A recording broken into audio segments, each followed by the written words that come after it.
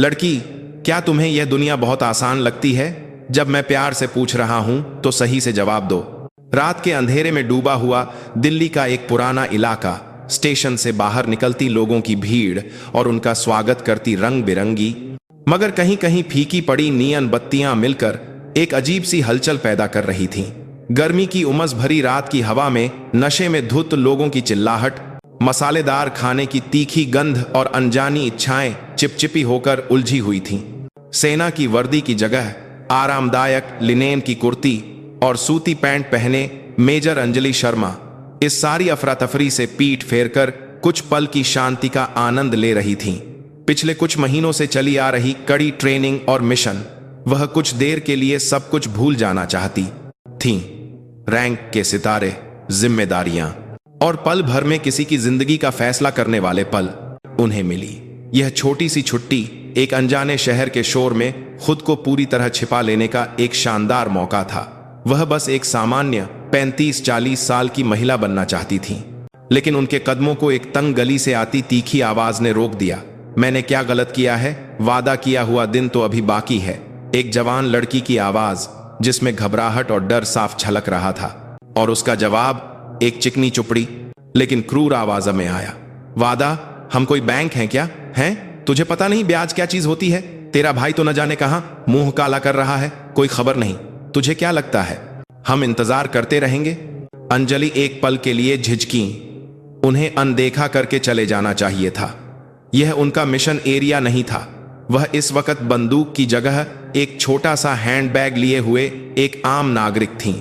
उन्होंने खुद को कई बार समझाया कि छुट्टी पर आए एक सैनिक का आम लोगों के झगड़े में पड़ना सबसे बड़ी बेवकूफी है।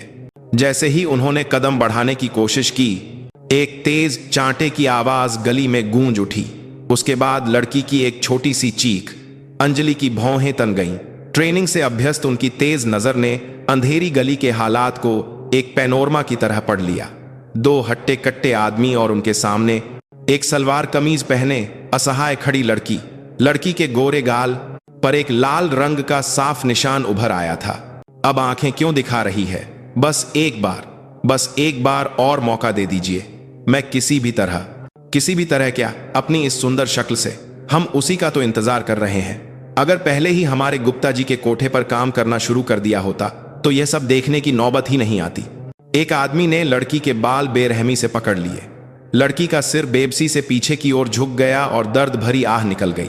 उसी पल अंजलि के दिमाग पर हावी आम नागरिक, छुट्टी, दखलंदाजी मना है जैसे तार्किक शब्द हवा हो गए। उनका शरीर पहले ही प्रतिक्रिया कर चुका था।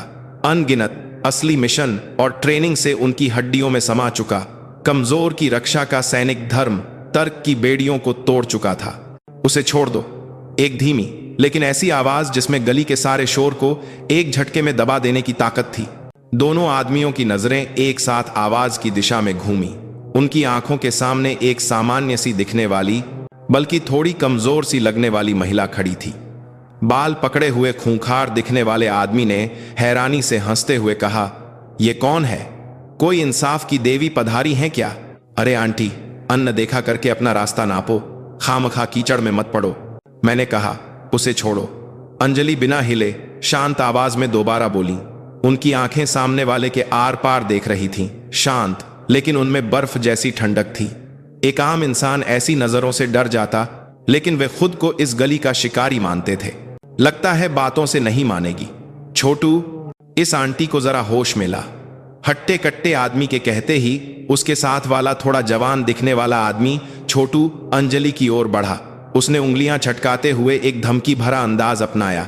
आंटी, जब हम प्यार से कह रहे हैं। छोटू की बात पूरी होने से पहले ही अंजलि का शरीर हरकत में आया, या यूं कहें कि वह अपनी जगह से किसी भ्रम की तरह गायब होकर फिर प्रकट हुई। उन्होंने आगे बढ़ते छोटू की कलाई को नरमी से पकड़ा और लीवर के सिद्धांत का उपयोग करके उसके ऊपरी शरीर का संतुलन बिगाड़ दिया। आह! छोटू ठीक से चीख भी नहीं पाया। उसे यह समझने का मौका ही नहीं मिला कि उसकी बांह कैसे मुड़ी और उसका भारी शरीर संतुलन खोकर जमीन पर जा गिरा। अंजलि ने सिर्फ इतनी ही ताकत का इस्तेमाल किया कि उसकी हड्डी न टूटे, लेकिन यह दर्द किसी ऐसे व्यक्ति के लिए नरक जैसा था जिसने इसे कभी अनुभव न किया हो। ये पागल औरत। यह सब देख रहे हट्टे कट्टे आदमी विक्रम राणा ने लड़की को बेरहमी से धक्का दिया और अपनी जेब से कुछ निकाला। अंधेरे में भी एक ठंडी चमकती हुई चीज दिखाई दी, एक फोल्डिंग चाकू। ज्यादा होशियारी मत दिखा, आज यहीं आते बाहर निकाल दूंगा। हैं? लेकिन अंजलि की आंखों में जरा भी घबराहट नहीं थी, बल्कि उसके हाथ में चाकू देखकर वह और भी शांत हो गई। उनके लिए चाकू लिए हुए एक आम नागरिक अब नागरिक नहीं था, वह सिर्फ एक हथियारबंद खतरा था। विक्रम राणा चाकू लहराते हुए दौड़ा। एक आम इंसान डर से जम जाता, लेकिन अंजलि ने सिर्फ अपना शरीर थोड़ा सा घुमाकर चाकू के वार से खुद को बचा लिया। साथ ही अंदर की ओर घुसते हुए उन्होंने अपनी हथेली के किनारे से उसकी कलाई के उस हिस्से पर सटीक वार किया जहां नसें होती हैं। क्रैक! बिजली के झटके जैसे एहसास से विक्रम के हाथ से चाकू छूटकर गिर गया। अंजलि ने उसे संभलने का मौका दिए बिना अपने शरीर का पूरा वजन अपनी कोहनी पर डालकर उसकी छाती के बीचों बीच मारा। कराहने की आवाज के साथ विक्रम का विशाल शरीर झींगे की तरह मुड़ गया। अंजलि ने अंत में उसकी ठुड्डी को अपनी हथेली से हल्का सा ऊपर धकेला। दिमाग में हुए झटके से विक्रम वहीं बेहोश होकर जमीन पर गिर पड़ा। यह सब सिर्फ 10 सेकंड के अंदर हुआ था। जमीन पर पड़ा कराहता हुआ छोटू और पूरी तरह बेहोश विक्रम राणा और उन दोनों के बीच खड़ी अंजलि। गली में सिर्फ भारी सांसों और लड़की की डरी हुई सिसकियों की आवाज गूंज रही थी। अंजलि ने गिरे हुए आदमियों से नजर हटाकर दीवार के सहारे बैठी लड़की की ओर कदम बढ़ाए। तुम ठीक हो? लड़की ने जवाब देने के बजाय डर और हैरानी से भरी नजरों से अंजलि को देखा। उसके गहरे मेकअप पर आंसुओं के निशान साफ थे। सस्ते इत्र और खून की हल्की गंध मिलकर नाक में चुभ रही थी। अंजलि ने चुपचाप अपना हाथ आगे बढ़ाया। लड़की कुछ देर झिझकी, फिर कांपते हुए हाथों से उनका हाथ थाम लिया। वह एक गर्म और अविश्वसनीय रूप से मजबूत हाथ था। इस तरह मेजर अंजलि शर्मा की लंबी छुट्टी दिल्ली की एक अंधेरी गली में एक अप्रत्याशित धमाके के साथ शुरू हो रही थी। वह अभी तक नहीं जानती थी नेकी के लिए बढ़ाया गया यह एक हाथ उन्हें कितने बड़े और मजबूत शैतानी के अड्डे में खींच ले जाएगा। और यह घटना एक सैनिक के रूप में उनकी जिंदगी और एक इंसान के रूप में उनकी जिंदगी को पूरी तरह से हिला कर रख देगी। पहले यहां से निकलते हैं। उन्होंने एक पल के लिए पुलिस को बुलाने का सोचा, लेकिन फिर यह विचार छोड़ दिया। मामला और उलझ जाएगा। पहचान की जांच होने पर उनकी सैनिक की पहचान सामने आ जाएगी और छुट्टी के दौरान हिंसा में शामिल होने की बात अपने आप में एक माफन भरी रिपोर्टिंग प्रक्रिया को जन्म देगी। सबसे बढ़कर उन्हें यह एहसास हो रहा था कि ये लोग कोई साधारण मोहल्ले के गुंडे नहीं हैं। अगर ये संगठित रूप से काम करने वाले लोग हैं तो पुलिस की जांच सिर्फ एक छोटी सी बौछार से बचने जैसा होगा। असली तूफान तो उसके बाद आएगा। अंजलि ने अभी भी सदमे से बाहर न निकल पाई लड़की को सहारा देकर गली से बाहर निकाला। भीड़ भाड़ वाली सड़क के शोर में मिलते ही कुछ देर पहले हुई हिंसा एक गर्मी की रात के सपने की तरह अवास्तविक लगने लगी। आपका बहुत बहुत धन्यवाद। बड़ी मुश्किल से होश में आई लड़की ने कांपती आवाज में कहा। तुम्हारा नाम क्या है? अंजलि ने धन्यवाद के बदले सीधे पूछा। मीरा सिंह। मीरा सिंह जी, वो लोग कौन थे? दोनों पास के एक 24 घंटे खुले कैफे में चले गए। शोरगुल वाले संगीत और युवाओं की हंसी से भरा यह माहौल। विडंबना यह थी कि कुछ देर पहले की भयानक यादों को कुछ हद तक हल्का कर रहा था। अपने सामने गर्म कैमोमाइल चाय के साथ मीरा धीरे धीरे शांत हो रही थी। वो सूदखोर है। काफी देर झिझकने के बाद मीरा ने मुश्किल से मुंह खोला। उसकी कहानी इस शहर के अंधेरे कोनों में अक्सर होने वाली, लेकिन भुगतने वाले के लिए नरक जैसी त्रासदियों का एक तहसीन था। व्यापार में असफलता के कारण सब कुछ खो चुके पिता, उस सदमे से बीमार मां और एकमात्र उम्मीद उसका भाई। लेकिन भाई हकीकत की दीवारों के सामने हार गया और जल्दी पैसा कमाने के चक्कर में अवैध क्रिकेट सट्टेबाजी में पड़ गया। शुरुआत में छोटी रकम थी, लेकिन कर्ज बर्फ के गोले की तरह बढ़ता गया। आखिरकार उसने सिंडिकेट नामक एक संगठन द्वारा चलाए जा रहे अवैध साहूकारी से हाथ मिला लिया। भाई भाग गया। कर्ज की वसूली के तकाजे बर्दाश्त नहीं कर पाया, इसलिए वे मेरे पास आ गए। मीरा की आंखों में फिर से आंसू भर आए। मूलधन सिर्फ 3 लाख रुपए था, लेकिन ब्याज लगकर 10 लाख से ज्यादा हो गया। यह बिल्कुल बेतुका ब्याज था, लेकिन कोई और रास्ता नहीं था। तो वे पैसे चाहते हैं? अंजलि के सवाल पर मीरा का चेहरा पीला पड़ गया। उसने सिर हिलाकर मना किया। पैसे नहीं। पहले तो वे पैसे चुकाने की धमकी देते थे, लेकिन कुछ समय से वे कुछ और कहने लगे हैं। कुछ और? वे अपने चलाए जाने वाले वेश्यालय में काम करने के लिए कह रहे थे, जिस्म से कर्ज चुकाने के लिए गुप्ता जी नाम के किसी आदमी का अड्डा है। कहते हैं कि वहां एक बार कोई चला गया तो वापस नहीं आ सकता। मीरा आगे कुछ न कह सकी और होंठ भींच लिए। उसके कंधे हल्के हल्के कांप रहे थे। मैं ऐसा काम कभी नहीं कर सकती, इसलिए मैं मना करती रही। तो आज? अंजलि ने चुपचाप मीरा को देखा। उनकी आंखों में सिर्फ कर्ज में डूबी एक लड़की नहीं थी, वह एक बड़े शैतान की खाद्य श्रृंखला की सबसे कमजोर कड़ी में फंसी छटपटाती एक इंसान की तस्वीर थी।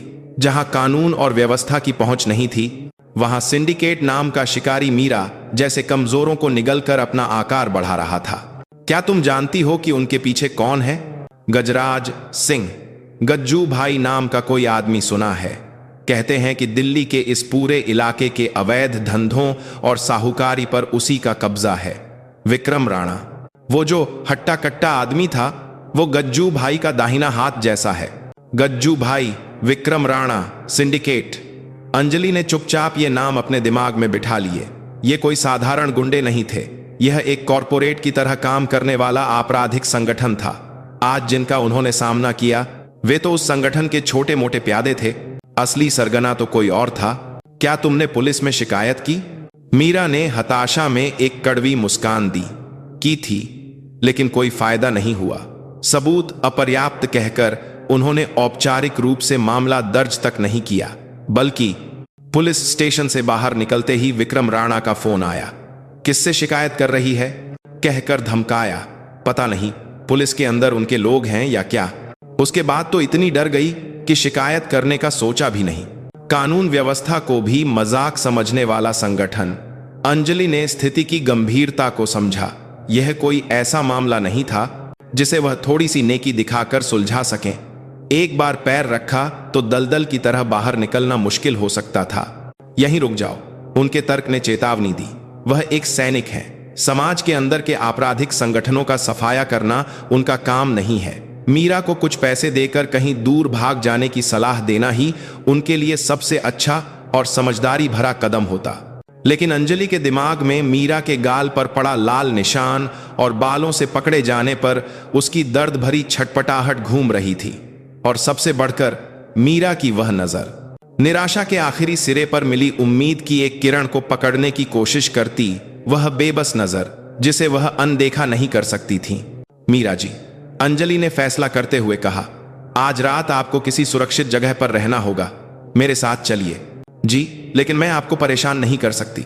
कोई और विकल्प नहीं है। वे आपके घर का पता भी जानते होंगे, इसलिए आज रात वे जरूर दोबारा आएंगे। अंजलि की दृढ़ आवाज सुनकर मीरा और कुछ नहीं कह सकी। वह इस समय तिनके का सहारा भी पकड़ लेना चाहती थी।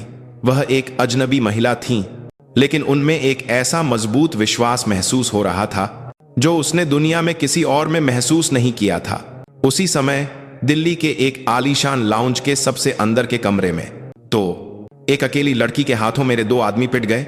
वह भी वे जिनके पास मेरे नाम का कार्ड होता है। एक अधेड़ उम्र का आदमी जिसकी आंखों में तेज चमक और सलीके से संवारी हुई मूछें थीं, व्हिस्की के गिलास में बर्फ को धीरे धीरे हिलाते हुए बोला। वह गज्जू भाई था। उसकी आवाज धीमी थी, लेकिन उसमें कमरे की हवा को जमा देने वाली ठंडक थी। उसके सामने सूजे हुए चेहरे के साथ विक्रम राणा और छोटू घुटनों के बल सिर झुकाए बैठे थे। माफ कर दीजिए भाई। वह औरत मामूली नहीं थी, जैसे किसी ने पेशेवर तरीके से मार्शल आर्ट सीखा हो। विक्रम ने बहाना बनाते हुए कहा, लेकिन गज्जू भाई की भौहें टस से मस नहीं हुई। पता लगाया कि वह कहां की रहने वाली है। वह मीरा के साथ पलक झपकते ही गायब हो गई। हम सीसीटीवी देख रहे हैं, लेकिन गली में बहुत सारे ब्लाइंड स्पॉट हैं। गज्जू भाई ने विस्की का एक घूंट पिया और गिलास मेज पर रख दिया। टक की आवाज कमरे में बहुत जोर से गूंजी। ढूंढो उसे। जी भाई, मैंने कहा उस औरत को ढूंढो। मेरे इलाके में मेरे आदमियों पर हाथ उठाने वाली की शक्ल तो देखनी ही पड़ेगी। और मीरा, उस लड़की का एक पैर तोड़ दो ताकि वह दोबारा भागने की न सोच सके। भाई के कर्ज के चक्कर में बहन का पैर टूट गया। यह खबर फैलेगी, तभी दूसरे लोग भी औकात में रहना सीखेंगे। जी भाई, समझ गया। गज्जू भाई ने खिड़की के बाहर फैले शहर के रात के नजारे को देखा। अनगिनत नियन बत्तियां उसके पैरों के नीचे चमकते गहनों की तरह लग रही थीं। इस शहर की रात उसका साम्राज्य था और किसी की हिम्मत कैसे हुई उसके साम्राज्य में पत्थर फेंकने की। जो भी हो, उसे इसकी कीमत चुकानी ही होगी। पता नहीं कौन है, लेकिन उसकी छुट्टियां बहुत मजेदार होने वाली हैं। गज्जू भाई के होठों पर एक क्रूर मुस्कान तैर गई। जाल बिछाया जा चुका था, अब बस शिकार के खुद चलकर आने का इंतजार था। अंजलि ने जो होटल लिया था वह दिल्ली के उस इलाके से थोड़ा दूर कनॉट प्लेस के पास एक बिजनेस होटल था। यह भीड़ भाड़ वाले इलाके के पास था, लेकिन अपेक्षाकृत शांत और सुरक्षित था। उन्होंने अपने कमरे के अलावा मीरा के लिए एक और कमरा लिया। आज रात यहीं रुकिए, कुछ मत सोचिए और आराम से सोइए। मैं आपका धन्यवाद कैसे करूं? मीरा का चेहरा ऐसा था जैसे वह अभी रो देगी। आज एक ही दिन में उसने नरक और स्वर्ग दोनों देख लिए थे। एक अजनबी की अप्रत्याशित दया उसके सूखे मन पर गर्म बारिश की तरह थी। धन्यवाद बाद में भी कर सकती हैं, बस एक वादा कीजिए, जब तक मैं कोई हल नहीं निकाल लेती आप अकेले कोई कदम नहीं उठाएंगी। अंजलि की आवाज नरम थी, लेकिन उसमें एक ऐसा आदेश था जिसे टाला नहीं जा सकता था। मीरा ने अनजाने में ही सिर हिला दिया। देख तो अपने लेकर कहीं हल्कुन भैला। मीरा को कमरे में भेजने के बाद अंजलि अपने कमरे में लौटकर नहाने चली गई। गर्म पानी की बौछार के नीचे उन्होंने आज की घटनाओं को फिर से सोचा। विक्रम राणा और छोटू की हरकतें, उनकी बातें और उन्होंने जिन गज्जू भाई और सिंडिकेट का जिक्र किया था, यह कोई साधारण हिंसा का मामला नहीं है, यह एक संगठित अपराध है। अंजलि का दिमाग तेजी से घूमने लगा। एक सैनिक के रूप में उन्होंने जो कुछ भी सीखा था वह देश और नागरिकों को बाहरी दुश्मनों से बचाने की तकनीक थी। लेकिन अब जिस दुश्मन का वह सामना कर रही थीं, वह नागरिकों का मुखौटा पहने देश के अंदर से ही अपने लोगों को बीमार करने वाला एक कैंसर जैसा था। बस उनके पास हथियार नहीं थे, लेकिन वे साफ तौर पर दुश्मन थे। नहाने के बाद अंजलि ने गीले बालों को तौलिए में लपेटकर अपना लैपटॉप खोला। कई सुरक्षा कार्यक्रमों से गुजरने के बाद उन्होंने सेना के एक ऐसे सूचना नेटवर्क में प्रवेश किया जहां बहुत कम लोगों की पहुंच थी। बेशक उनके अधिकार क्षेत्र में सैन्य जानकारी के अलावा कुछ और देखना संभव नहीं था, लेकिन उनके पास एक अनौपचारिक रास्ता था। एक पुराना साथी जो कभी सैन्य खुफिया विभाग में साथ काम करता था, अब वह इंटेलिजेंस ब्यूरो आईबी में घरेलू मामलों को देखता था। मिस्टर जोशी सर, कैसे हैं? छुट्टी में परेशान करने के लिए माफी चाहता हूं। एक संक्षिप्त अभिवादन से शुरू हुआ संदेश सीधे मुद्दे पर आया।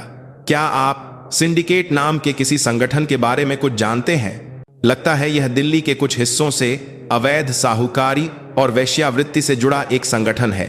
इसका सरगना गज्जू भाई नाम का कोई व्यक्ति है। कुछ मिनटों की खामोशी रही। मॉनिटर पर सिर्फ कर्सर झपका रहा था। अंजलि बेसब्री से इंतजार कर रही थी।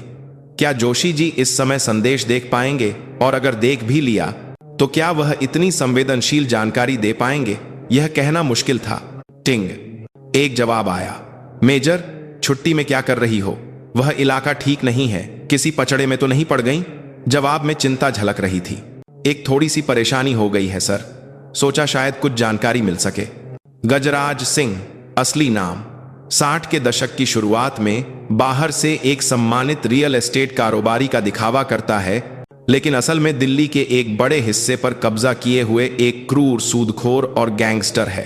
अफवाह है कि पुलिस के आला अधिकारियों तक उसकी पहुंच है। बड़े बड़े अफसर भी उस पर हाथ डालने से डरते हैं। क्यों? उसके आदमियों से भिड़ गईं क्या? अंजलि की भौहें तन गईं। पुलिस से सांठ गांठ। मीरा की बात सच थी। स्थिति सोची हुई से कहीं ज्यादा गंभीर थी। मैं एक पीड़िता की रक्षा कर रही हूं। वे लोग इस लड़की की तलाश में हैं।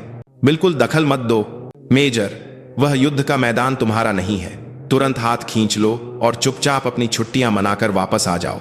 अगर तुम्हारी पहचान उजागर हो गई तो सिर्फ तुम ही मुश्किल में पड़ोगी। तुम जानती हो कि आम नागरिकों के खिलाफ सैन्य तकनीक का इस्तेमाल करने का आरोप लगने पर क्या होता है। जोशी जी की बात पूरी तरह से यथार्थवादी और तार्किक सलाह थी। अंजलि भी दिमाग से यह जानती थी, लेकिन उनका दिल कुछ और कह रहा था। आंखों के सामने हो रहे अन्याय को देखकर मुंह मोड़ लेना, क्या इसके बाद वह सेना की वर्दी पहनने के लायक रहेंगी? देश की रक्षा करने का मतलब आखिर में मीरा जैसी एक एक नागरिक की रक्षा करना ही तो है। सलाह के लिए धन्यवाद। सर, लेकिन लगता है अब बहुत देर हो चुकी है। जिद मत करो, वे लोग बहुत खतरनाक हैं। एक बार किसी को पकड़ लें तो छोड़ते नहीं। तुम अकेले उनसे नहीं लड़ सकती। अंजलि ने और कोई जवाब नहीं दिया। वह जोशी जी को और मुश्किल में नहीं डालना चाहती थी। उन्होंने चुपचाप कनेक्शन काट दिया और लैपटॉप बंद कर दिया। बाहर गहरा अंधेरा छा चुका था, लेकिन शहर की बत्तियां बुझी नहीं थीं। वे इच्छाओं की तरह चमक रही थीं। उन बत्तियों के नीचे कहीं गजराज सिंह नाम की एक विशाल मकड़ी उस औरत को ढूंढने के लिए अपना जाल बुन रही होगी जिसने उसे चोट पहुंचाने की हिम्मत की थी। अकेले सामना नहीं कर सकती, अंजलि ने कड़वाहट से सोचा। मैंने कभी अकेले लड़ाई नहीं लड़ी। उनके दिमाग में पिछले कई सालों से सुख दुख में साथ रहे पैरा विशेष बल के साथियों के चेहरे घूम गए। भले ही वे अभी शारीरिक रूप से दूर थे, लेकिन उनकी भावना और तकनीक अंजलि के शरीर और मन में पूरी तरह से समाई हुई थी।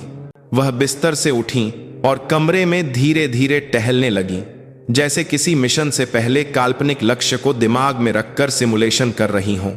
होटल की संरचना, आपातकालीन निकास की स्थिति, आसपास की भौगोलिक बनावट और दुश्मन के संभावित कदम। गजराज सिंह पहले मीरा को ढूंढने की कोशिश करेगा। मीरा का घर, दोस्त, परिवार, लेकिन वहां कुछ न मिलने पर उसकी नजर आज की घटना स्थल यानी उस गली पर जाएगी। सीसीटीवी, वे जरूर सीसीटीवी खंगाल रहे होंगे। अंजलि और मीरा की पहचान करने और उनके रास्ते का पता लगाने की कोशिश करेंगे और वह खोज अंततः इस होटल तक पहुंच सकती है। अंजलि ने अपने हैंडबैग से एक छोटा सा पाउच निकाला। उसमें मेकअप के सामान के साथ उनके असली सर्वाइवल टूल थे। बालों के पिन जैसी दिखने वाली एक मास्टर की, लिपस्टिक जैसी दिखने वाली मिर्च स्प्रे और हथेली के आकार का एक छोटा सा रिकॉर्डर। ये सब सेना द्वारा दिए गए आधिकारिक उपकरण नहीं थे, लेकिन किसी भी आपात स्थिति से निपटने के लिए उन्होंने व्यक्तिगत रूप से तैयार किए थे। युद्ध शुरू हो चुका था। अंजलि की आंखें तेज चमक रही थीं। यह बिना गोलियों का युद्ध था, बिना आधिकारिक सहयोगियों या रसद के एक अकेली लड़ाई। लेकिन वह पीछे हटने वाली नहीं थी।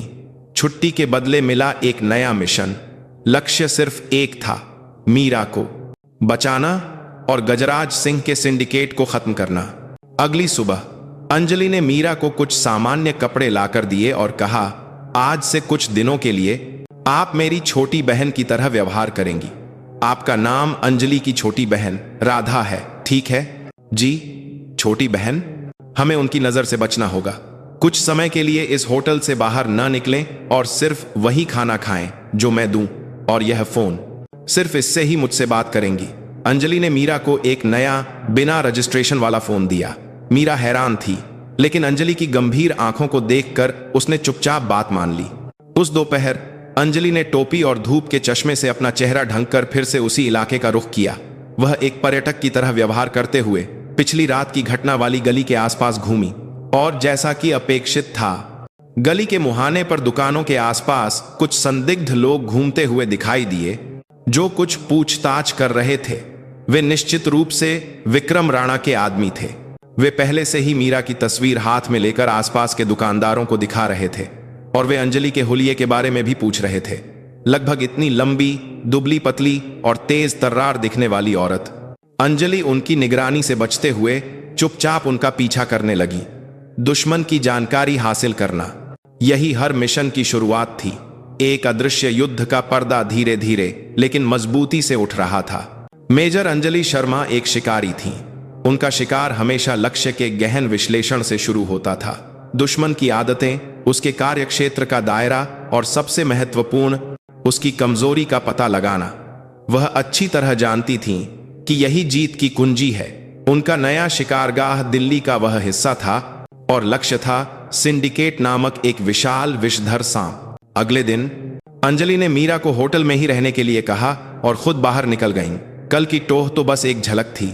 आज उन्हें उस विषधर के दिल, गजराज सिंह के पैसे के स्रोत और मानव तस्करी के अड्डे एलिसियम नामक नाइट क्लब का पता लगाना था। एलिसियम उस इलाके के मनोरंजन जगत के केंद्र में था, सबसे चमकीली नियन बत्तियों वाले एक पूरे भवन में। इसका बाहरी हिस्सा एक ग्रीक मंदिर की तरह बनाया गया था, जो भद्दा लेकिन डरावना लग रहा था। प्रवेश द्वार पर काले सूट पहने हट्टे कट्टे आदमी लोहे की तरह तैनात थे। सामने से जाना बेवकूफ़ी होती। अंजलि ने एलिसियम के सामने एक पुरानी 2 मंजिला इमारत के एक जर्जर कैफे में जगह बना ली।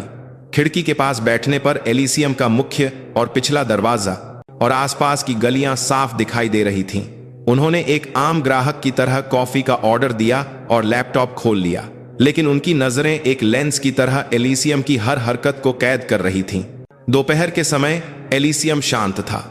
रात का किला दिन में गहरी नींद में सोया हुआ लग रहा था, लेकिन उसके अंदर भी जीवन चल रहा था। किराने का सामान ले जाने वाले ट्रक, सफाई कर्मचारियों की गाड़ियां और महंगी सेडान कारें कभी कभी बेसमेंट पार्किंग में गायब हो जाती थीं। अंजलि ने उन सभी गाड़ियों के नंबर, प्रकार और आने जाने का समय चुपचाप नोट कर लिया। छोटी छोटी जानकारी मिलकर ही एक बड़ी तस्वीर बनाती है। सूरज ढलने और सड़कों पर अंधेरा छाने के साथ ही सोता हुआ किला जागने लगा। बत्तियां जलीं और एलिसियम का विशाल साइन बोर्ड रात के पर्दे को चीरकर चमकने लगा। काले सूट वालों की हरकतें तेज हो गईं और महंगी विदेशी कारें एक के बाद एक मुख्य द्वार पर रुकने लगीं। कारों से उतरने वाले ज्यादातर अधेड़ उम्र के पुरुष थे। उनके चेहरों पर सत्ता, पैसा और घिनौनी हवस का मिश्रण था। ये गजराज के वीआईपी ग्राहक और उसके संरक्षक होंगे। अंजलि ने तेज नजरों से उनके चेहरों को एक एक करके देखा। कुछ जाने पहचाने चेहरे भी थे। टीवी समाचारों में देखे गए व्यवसायी और यहां तक कि राजनेताओं जैसे दिखने वाले लोग भी थे। इससे अंदाजा लगाया जा सकता था कि गजराज का जाल कितना लंबा और गहरा है। रात के 10 बजे के बाद अंजलि कैफे से बाहर निकली।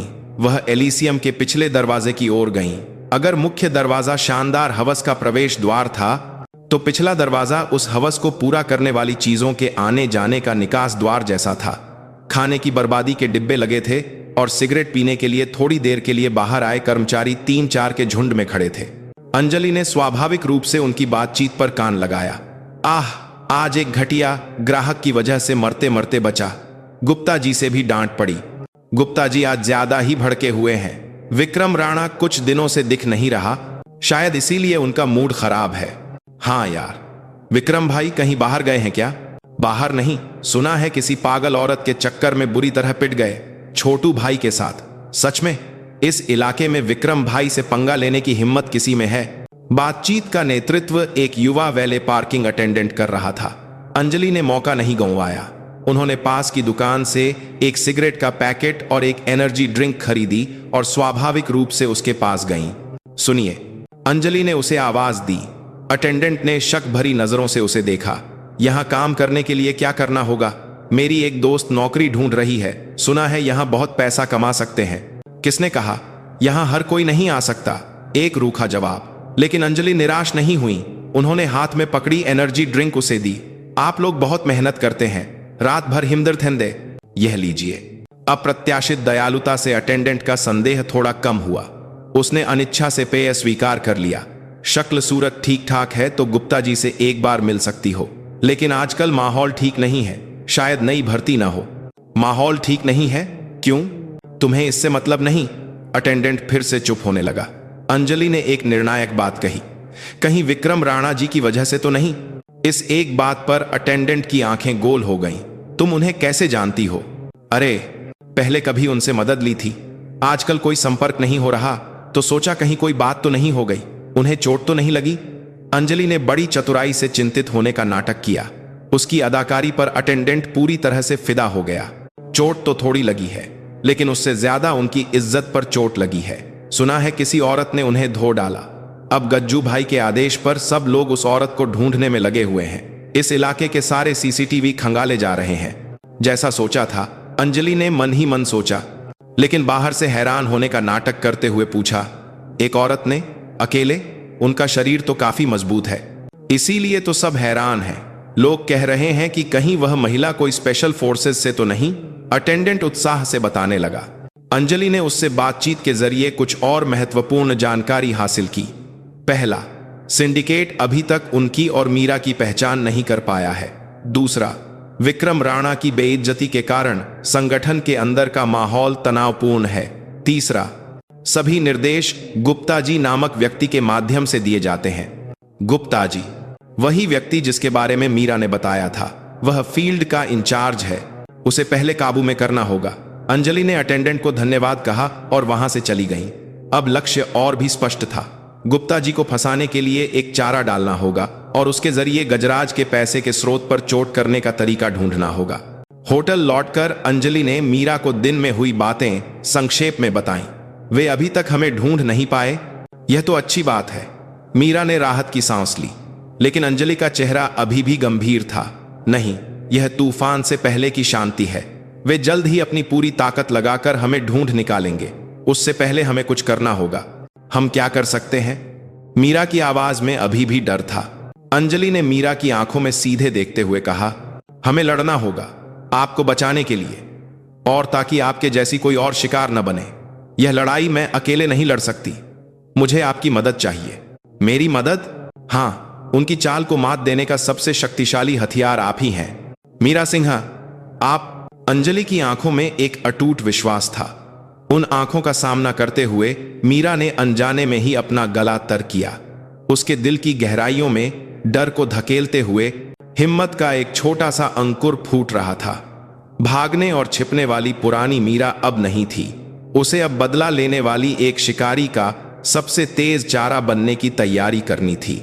शिकारी के इलाके पर पलटवार का समय आ रहा था। ऑपरेशन का नाम था ट्रोजन हॉर्सेस।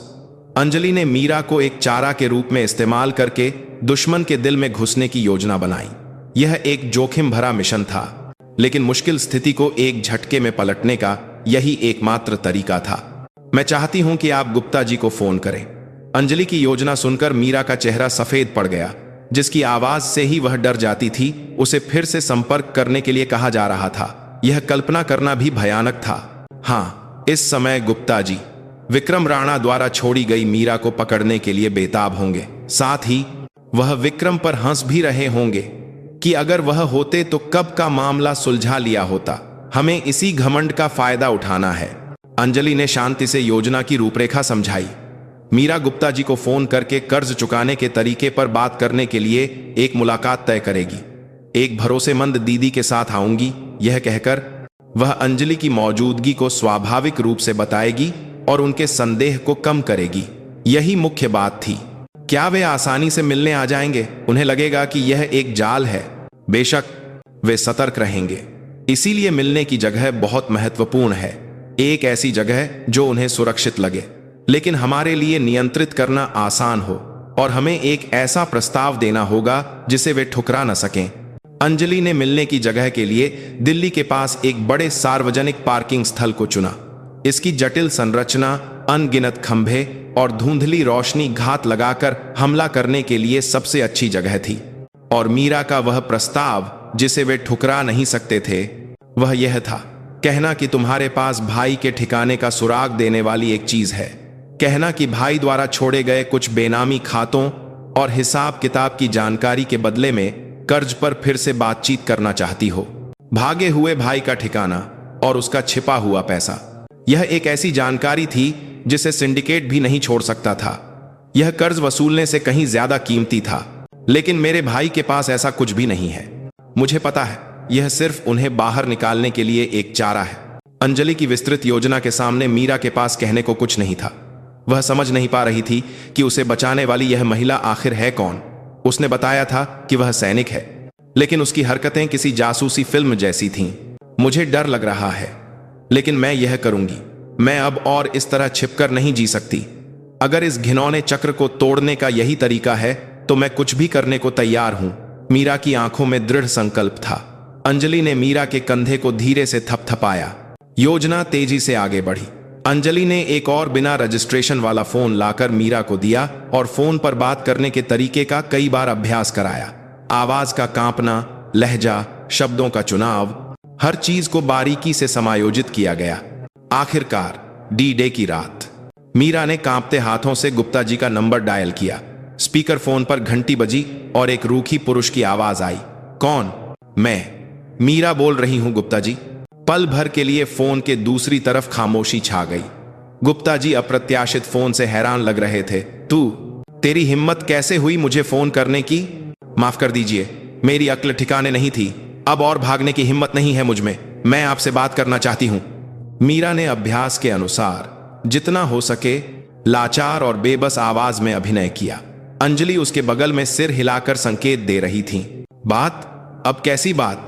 भाई, भाई कुछ सामान छोड़ गया है, मैं वह आपको दे दूंगी। उसके बदले क्या मेरा कर्ज कुछ कम हो सकता है? मैं एक भरोसेमंद दीदी के साथ आऊंगी, उन्होंने मेरी गारंटी लेने का भी वादा किया है। फोन के दूसरी तरफ गुप्ता जी कुछ देर चुप रहे। वह निश्चित रूप से अपने दिमाग में नफा नुकसान का हिसाब लगा रहे थे। कुछ देर बाद उनकी आवाज आई, मजेदार बात है, ठीक है मिलकर बात करते हैं, कहाँ मिलना है? आज रात 12 बजे दिल्ली के एक सार्वजनिक पार्किंग की चौथी मंजिल पर, वहीं मिलते हैं। अकेले आना। दीदी वीदी को लेकर आई तो कोई बात नहीं होगी। नहीं, सामान दीदी के पास है, उनका साथ आना जरूरी है। गुप्ता जी ने कुछ देर सोचा, फिर हंसी में उड़ाते हुए कहा, ठीक है, देखते हैं तेरी महान दीदी की शक्ल, लेकिन कोई होशियारी मत करना, तेरी जान मेरे हाथ में है। फोन कट गया। मीरा तनाव मुक्त होकर हाफती हुई बैठ गई। अंजलि ने उसे पानी देते हुए कहा कि आधी योजना सफल हो गई है। रात 11:40 बजे अंजलि और मीरा पार्किंग की चौथी मंजिल पर पहले से ही पहुंच चुकी थीं। अंजलि ने एक गहरे रंग की हुडी पहन रखी थी और उसका हुड सिर पर इतना नीचे कर रखा था कि चेहरा लगभग ढंक गया था। उसके हाथ में एक छोटा बैग था जिसमें चढ़ाई की रस्सी, मजबूत चिपकने वाला टेप और केबल टाई थे। जैसा कि अपेक्षित है, गुप्ता जी अकेले नहीं आएंगे, कम से कम 2-3 लोगों को और साथ लाएंगे। उनमें छोटू के होने की भी संभावना है। जी, वह आदमी, वह बदला लेने का मौका नहीं छोड़ेगा, बल्कि यह हमारे लिए अच्छा है। हमें दुश्मन की ताकत को अलग अलग करने की जरूरत नहीं पड़ेगी, एक ही बार में निपट लेंगे। अंजलि ने मीरा को सबसे अंदर, जहां रोशनी लगभग नहीं पहुंच रही थी, एक खंभे के पीछे छिपा दिया और खुद उससे थोड़ा आगे एक गाड़ी के पीछे छिप गईं। पार्किंग में एक अशुभ शांति छाई हुई थी। सिर्फ धुंधली फ्लोरोसेंट लाइटें ठंडे कंक्रीट के फर्श को रोशन कर रही थीं। ठीक 12 बजे पार्किंग की ढलान से 2 हेडलाइटें अंधेरे को चीरती हुई ऊपर आईं। एक काले रंग की बड़ी सेडान थी। गाड़ी मिलने की जगह से थोड़ी दूर रुकी।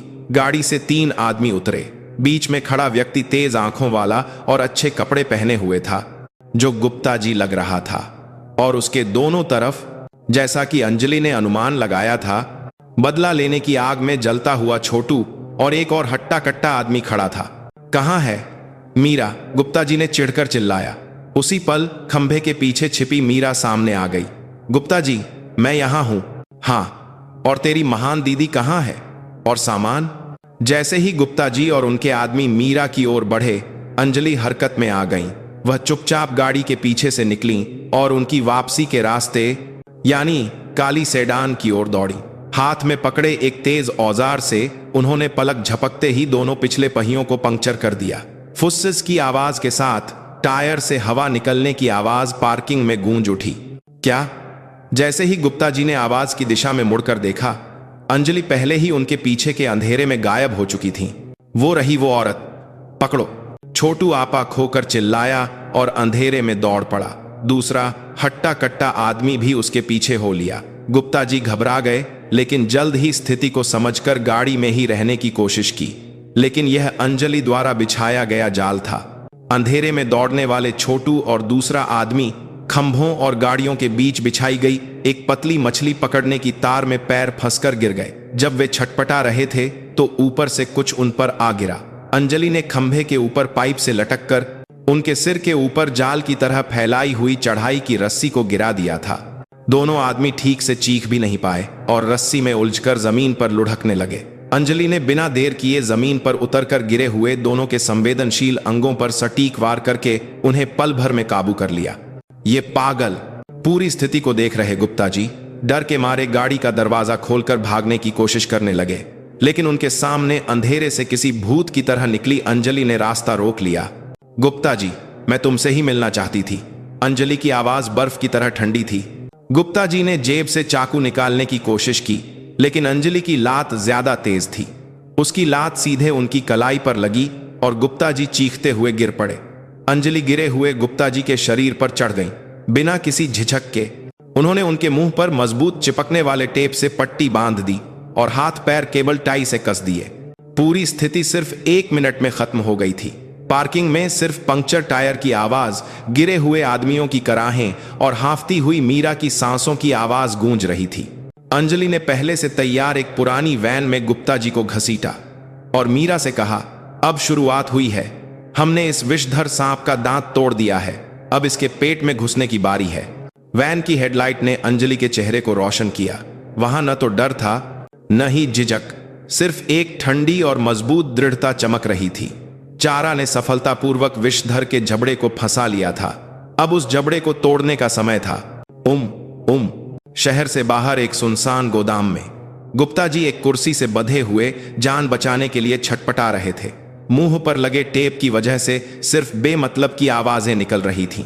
उनकी आंखों में डर, गुस्सा और अविश्वास का भाव मिला जुला था। दिल्ली की रातों पर राज करने वाले वह सिर्फ 2 औरतों के हाथों इस तरह बेबस हो जाएंगे, यह बात वह स्वीकार नहीं कर पा रहे थे। अंजलि उनके सामने बिना किसी भाव के खड़ी थी।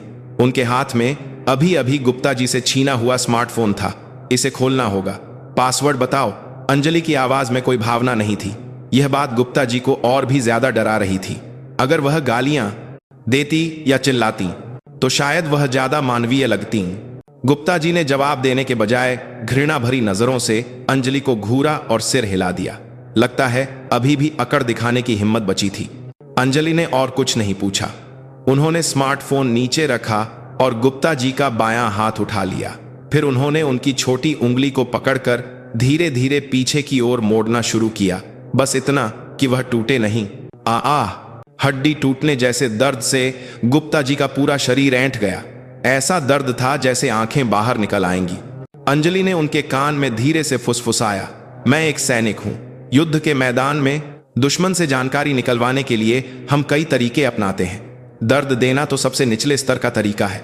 मैं तुम्हारे दिमाग को भी तोड़ सकती हूं। तुम्हें कई दिनों तक सोने न दूं या पानी की एक बूंद भी न दूं। तुम्हें क्या लगता है कौन सा ज्यादा दर्दनाक होगा? चुनाव तुम्हारा है। उनकी आवाज शैतान की फुसफुसाहट की तरह ठंडी और तार्किक थी। गुप्ता जी डर के मारे हांफने लगे। उन्हें एहसास हुआ कि यह औरत उन ढीले ढाले धमकी देने वालों या पुलिस वालों से बिल्कुल अलग है जिनसे वह अब तक निपटते आए थे। उसकी आंखों में एक ऐसी क्रूरता थी जो सच में उन्हें तबाह कर सकती थी। मैं बता दूंगा, प्लीज। आखिरकार गुप्ता जी टूट गए। जैसे ही अंजलि ने उनके मुंह से टेप हटाया, वह हांफते हुए पासवर्ड बता दिया। स्मार्टफोन का लॉक खुलते ही अंजलि को लगा जैसे उन्होंने एक नई दुनिया का दरवाजा खोल दिया है। उसके अंदर सिंडिकेट नामक आपराधिक साम्राज्य का पूरा नक्शा था। अनगिनत बेनामी खातों के लेन देन का ब्यौरा, रिश्वत लेने वाले पुलिस और सरकारी अधिकारियों के नाम के पहले अक्षर, नशीले पदार्थों की तस्करी के संकेत देने वाले कोडवर्ड और एलिसियम के वीआईपी ग्राहकों की सूची और उनके घिनौने कामों के वीडियो फाइलें। यह गज्जू भाई का बीमा था जिसे वह वीआईपी लोगों को धमकाने और नियंत्रित करने के लिए इस्तेमाल करता था। यह एक ऐसा पंडोरा का बक्सा था जिसे अगर खोल दिया जाता तो न सिर्फ सिंडिकेट बल्कि इस समाज के कुछ उच्च वर्ग के लोग भी पूरी तरह से ढह जाते। यह इतना बड़ा मामला होगा सोचा नहीं था। पास में स्क्रीन देख रही मीरा ने हैरानी से कहा। अंजलि ने तेजी से स्मार्टफोन का सारा डेटा अपने लैपटॉप में कॉपी करना शुरू कर दिया। यह सिर्फ सबूत नहीं था, यह गजराज सिंह की ओर दागे जा सकने वाले दर्जनों परमाणु बमों के बराबर था। अब तुम्हारी कोई जरूरत नहीं है। डेटा कॉपी होने के बाद अंजलि ने ठंड से कहा। इस बात पर गुप्ता जी का चेहरा पीला पड़ गया और वह गिड़गिड़ाने लगे। मुझे जाने दो, तुम जो कहोगी मैं वह सब करूंगा। गज्जू भाई के नीचे काम करके मैं भी परेशान हो गया हूं। गजराज सिंह के बारे में जो कुछ भी जानते हो सब बताओ। उसकी कमजोरियां, आदतें, पैसे छिपाने की जगहें, कुछ भी मत छोड़ना। जीने की उम्मीद देखकर गुप्ता जी ने वह सब कुछ उगलना शुरू कर दिया जो वह जानते थे। गजराज का शक्की और क्रूर स्वभाव, हर बुधवार की रात को जाने वाला उसका गुप्त अड्डा और उसकी सबसे बड़ी कमजोरी उसकी इकलौती बेटी का अस्तित्व। उसी समय गजराज के पेंट हाउस में गुप्ता जी से कोई संपर्क नहीं हो पा रहा। छोटू और बाकी लोग भी गायब हैं। विक्रम राणा की रिपोर्ट सुनकर गजराज का चेहरा ठंडा पड़ गया। मीरा को पकड़ने गए गुप्ता जी और उनके आदमी पूरी तरह से गायब हो गए थे। जी भाई, मौके पर जाकर देखा तो गाड़ी वहीं खड़ी थी और टायर पंक्चर थे। आसपास लड़ाई के निशान भी थे। लगता है यह उसी औरत का काम है। एक अकेली औरत और मेरे 3 आदमी हार गए। यह कैसी बकवास है? गजराज की दहाड़ से कमरे की हवा जम गई। वह सिर्फ गुस्से में नहीं था, एक अनजाने दुश्मन के बारे में एक अशुभ पूर्वाभास और अपने साम्राज्य में दरार पड़ने का एक सहज खतरा महसूस हो रहा था। गुप्ता जी संगठन के पैसे और कमजोरियों के बारे में बहुत कुछ जानते थे। अगर वह दुश्मन के हाथ लग गए तो कल्पना करना भी भयानक था। विक्रम जी, भाई अब मजाक खत्म हुआ, सफाई वालों को बुलाओ। विक्रम राणा का चेहरा एक पल के लिए सख्त हो गया। सफाई वाले सिंडिकेट के अंदर के सबसे क्रूर और जघन्य काम करने वाले अनौपचारिक हथियारे थे। वे ज्यादातर पेशेवर हथियारों का एक समूह थे जो हत्या करने से भी नहीं हिचकिचाते थे। उन्हें अनौपचारिक करती में कार करती है और आज के साथ विक्रम राणा के पूरा करती में ही है। बुलाने का मतलब था कि गजराज अब इस मामले को चुपचाप दबाने के बजाय जड़ से उखाड़ फेंकना चाहता है और पुलिस में अपने संपर्कों का इस्तेमाल करके दिल्ली के हर होटल की तलाशी लो। उस औरत का चेहरा पूरे देश में फैला दो, चाहे वांटेड का पोस्टर ही क्यों न लगाना पड़े। उसे जिंदा मेरे सामने लाओ। मेरे किले में सेंध लगाने की हिम्मत करने की कीमत कितनी भयानक होती है, यह पूरी दुनिया को दिखाना होगा। गजराज की आंखें सांप की तरह चमक रही थीं। मजबूत किले की दीवार में एक छोटी सी दरार, वह उस दरार को भरने के लिए पूरे किले को खून से रंगने के लिए तैयार था। उधर सुनसान गोदाम में सारी जानकारी हासिल करने के बाद अंजलि ने गुप्ता जी के मुंह पर फिर से पट्टी बांध दी और उन्हें गोदाम के सबसे गहरे कोने में फेंक दिया। उन्होंने उसे मारा नहीं, लेकिन कुछ दिनों तक वह किसी की नजर में नहीं आएगा। अब आप क्या करेंगी? मीरा ने पूछा। उसकी आवाज पहले से कहीं ज्यादा शांत थी। बड़े शैतान की हकीकत देखने के सदमे से ज्यादा अब जीतने की उम्मीद बढ़ गई थी। सबूत मिल गए हैं, लेकिन इसे उजागर करना आखिरी उपाय होगा। अगर हमने जल्दबाजी में पुलिस को दे दिया तो गजराज के संपर्कों के कारण सबूत गायब हो सकते हैं या हम पर ही उल्टा हमला हो सकता है। अंजलि ने लैपटॉप की स्क्रीन पर मौजूद अनगिनत जानकारियों को देखते हुए कहा, गजराज को गिराने के लिए हमें उसके पैसे के स्रोत को काटना होगा, उसके हाथ पैर बांधने होंगे और उसके दिमाग को तोड़ना होगा। कानून की सजा तो यह सब खत्म होने के बाद भी मिल सकती है। उन्होंने गुप्ता जी के स्मार्टफोन से मिली बुधवार रात की पार्टी की जानकारी की ओर इशारा किया। हमारा अगला लक्ष्य यह है, हम सीधे सांप के सिर पर वार करेंगे। मिशन अब एक नए चरण में प्रवेश कर रहा था। सिंडिकेट के मजबूत किले की दीवार पर एक साफ दरार पड़ चुकी थी। अंजलि उस दरार में घुसकर पूरे किले को ढाने की तैयारी कर रही थी, लेकिन वह अभी तक नहीं जानती थी किले का मालिक भी उस दरार को बंद करने के लिए कल्पना से कहीं ज्यादा भयानक और क्रूर सफाई वालों को छोड़ चुका था। 2 ताकतों के बीच, जिनके पास अब पीछे हटने का कोई रास्ता नहीं था, एक सीधी टक्कर बस होने ही वाली थी। तभी अंजलि का फोन धीरे से कांपा। भेजने वाले आईबी के जोशी जी थे। वे हरकत में आ गए हैं। पेशेवर लोग हैं, तुरंत निकल जाओ।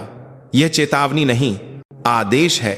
संदेश पढ़कर अंजलि का चेहरा पहली बार सख्त हुआ। उन्हें एहसास हुआ कि स्थिति उनके अनुमान से कहीं ज्यादा खराब हो चुकी है। जोशी जी का चेतावनी संदेश सिर्फ एक सूचना नहीं थी, यह एक तरह से मौत की सजा जैसा था।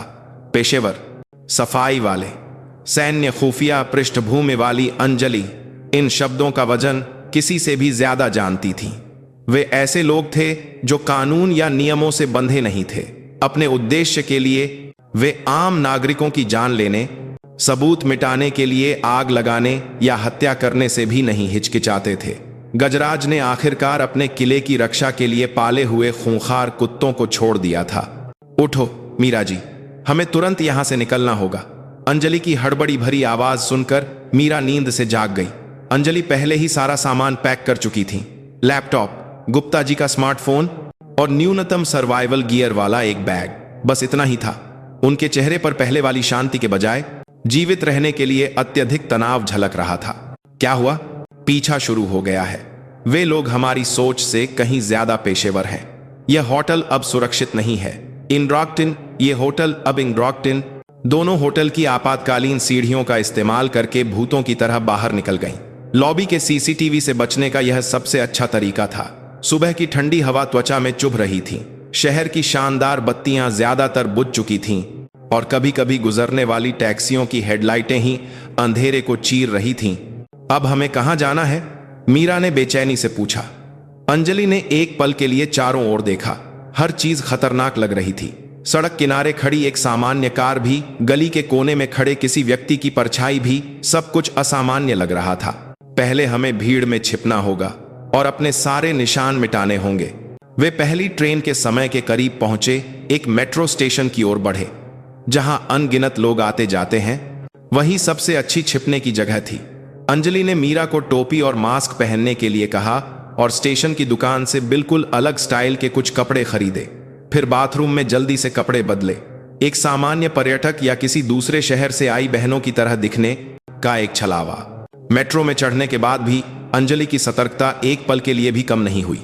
वह खिड़की में दिख रहे यात्रियों के चेहरों को एक एक करके देख रही थी। कुछ खास नहीं लग रहा था, लेकिन अंजलि जानती थी, असली शिकारी कभी अपनी पहचान उजागर नहीं करता। जब वे कुछ स्टेशन पार कर चुके थे, तभी अंजलि की नजर एक आदमी पर पड़ी।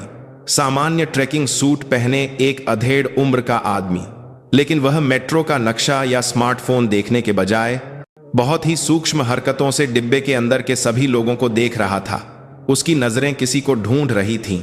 एक जानवर जैसी सहज वृत्ति ने खतरे का संकेत दिया। वे लोग हैं। अंजलि ने बगल में बैठी मीरा का हाथ धीरे से पकड़कर संकेत दिया। अगले स्टेशन पर उतरेंगे। जब मैं कहूं तो बिना सोचे समझे दौड़ना। जी, कुछ मत पूछना। जब मैं दौड़ने को कहूं तो सिर्फ सामने देखकर दौड़ना। मेट्रो का दरवाजा खुलने से ठीक पहले अंजलि अपनी जगह से उठी। उन्होंने जानबूझकर लड़खड़ाते हुए ट्रैकिंग सूट वाले आदमी के पैर पर पैर रख दिया। ओह, माफ कीजिए। अरे कोई बात नहीं, आदमी ने लापरवाही से जवाब देते हुए सिर उठाया। तभी अंजलि ने उसकी आंखों में सीधे देखा। आदमी की पुतलियां एक पल के लिए सिकुड़ गईं। वे एक सामान्य पर्वतारोही की आंखें नहीं थीं। वे एक ऐसे शिकारी की आंखें थीं जो लंबे समय से लोगों को देखने और उनका आकलन करने का आदी हो। एक छोटे से पल में दोनों ने एक दूसरे की पहचान कर ली थी। दरवाजा खुलने की आवाज के साथ ही अंजलि चिल्लाई, अब दौड़ो।